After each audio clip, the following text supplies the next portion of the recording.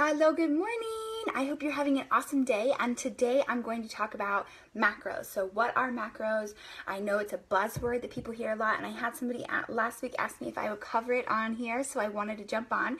I'm going to be super basic so that it makes sense, and then if you have more detailed questions, you can of course chat them below and I'll go into it, or you can send me a message later and I'm happy to explain or kind of give you guidance on what maybe you're specifically looking for. So first and foremost, counting your macros is just looking at your food and looking at the breakdown of protein, carbs, and fat. So everything that you're taking in throughout the day with your nutrition, breaking that down into those three categories. Because your body really is designed to be balanced, and it can only handle so much of each one of those sources before it just takes the rest and turns it into fat.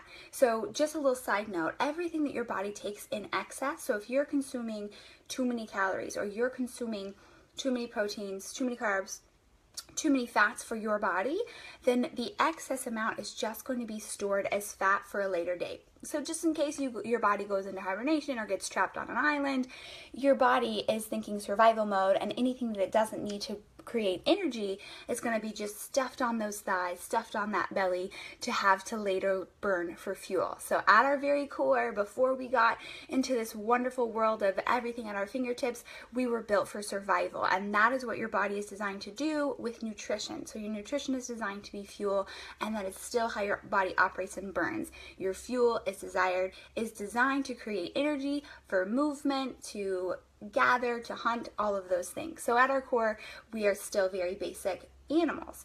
So let's talk macros. So first of all, it's good to understand macros because the difference of proteins, carbs, and fats, a lot of times the lines get blurred, and sometimes we think one thing is something and not the other. For instance, protein, so your lean protein, so that's going to be your meats, your eggs, your chicken, your fish. All of your lean proteins are going to fall into that category. Now your fatty proteins of course are all in there as well, so with that you just want to focus on trying to make it the leanest source of meat possible, but your proteins are going to fall there.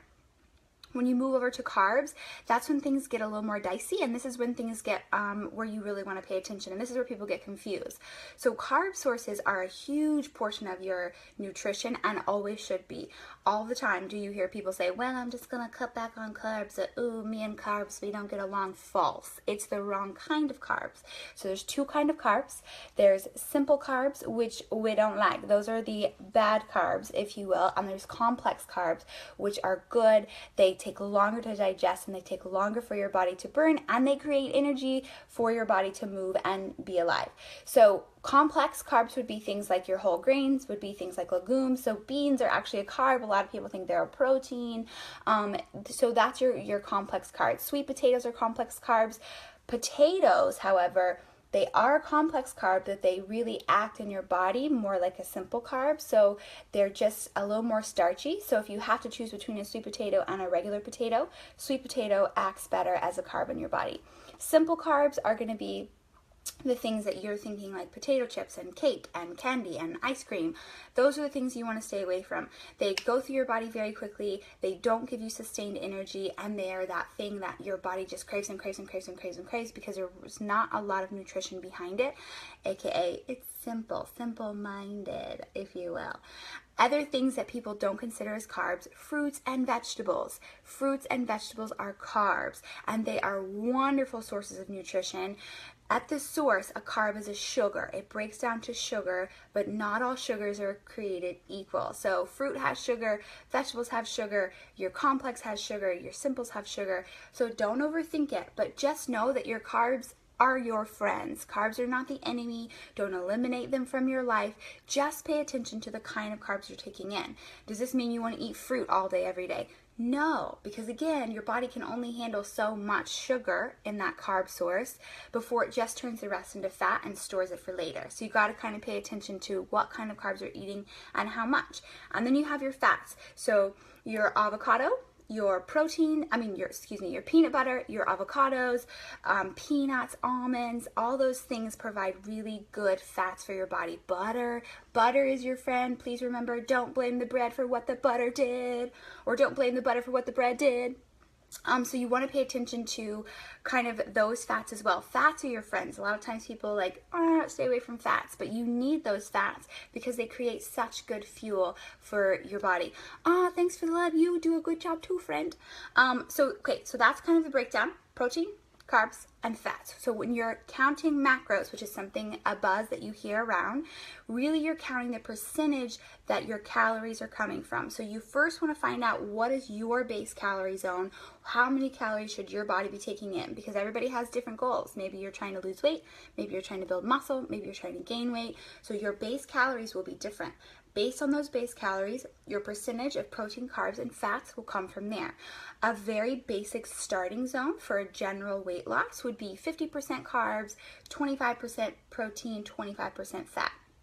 So if you're just jumping in and you're trying to track or figure it out, that's kind of a good set-off point, and then you can adjust as you go. If you're trying to get more lean, sometimes you'll increase your proteins and you'll drop your carbs, increase your fats, and every body responds to macros differently, which is really cool because everybody is just built differently. Some of us are built more muscularly, some of us are built, we are more of a thinner frame, and so we don't carry as much muscle, so your body's going to fuel differently. So it's not a one-size-fits-all, but it's designed to create balance for your body. If you're in my challenge groups or if you've heard of this 21-day fix, that's what it is. It's portion control containers so that you don't have to count percentages or know what a fruit and carb, and you don't have to, it's like so simply designed for you so that it's very, very easy, and you get these wonderful portion containers that do all the work for you. But that's what it basically breaks down to, is 21-day fix is macro counting, but you don't have to think about it. Macro counting works because it keeps your body balanced, it keeps your body fueled, and it helps you focus on getting the right nutrition. So often we just don't realize, maybe we ate carbs all day long because we were eating fruits, vegetables, and we were eating sweet potatoes, and then we had grain rice, but we didn't realize it was all in the same category. Or we thought that we were eating beans, so we were getting our proteins in, but really that was an additional carb. Or we weren't eating enough fats because we thought fats were bad.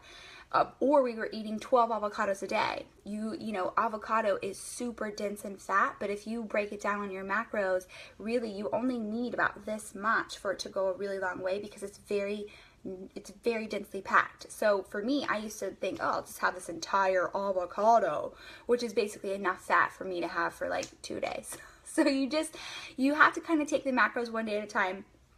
If you have questions about it, please reach out and let me know. I'm happy to help. If you want to like dabble in it, kind of track your day just to see what you're eating, you can download my Fitness Pal, and it has a macro option. So when you put in what you eat, you can then look and see how it breaks down in a macro pie chart, because the first time that you do it, when you go through your day, it may like totally shock you. You may be a rock star and be right on point, or you may be heavily unbalanced somewhere, and that'll tell you a lot about where your nutrition is. When your nutrition is balanced, you just feel better. Your body feels better. It's able to drop weight faster. It's able to get lean faster. It's able to build muscle faster. Your body craves to be in a balanced, nutritious state. It's just in this day and age, it tends to be hard because we're so easily distracted by everything that's unbalanced. So I hope that has helped break down the macro nonsense a little bit. Please let me know if you have questions. And then later in the week, I'll be talking more about carb cycling. That was another question that somebody had.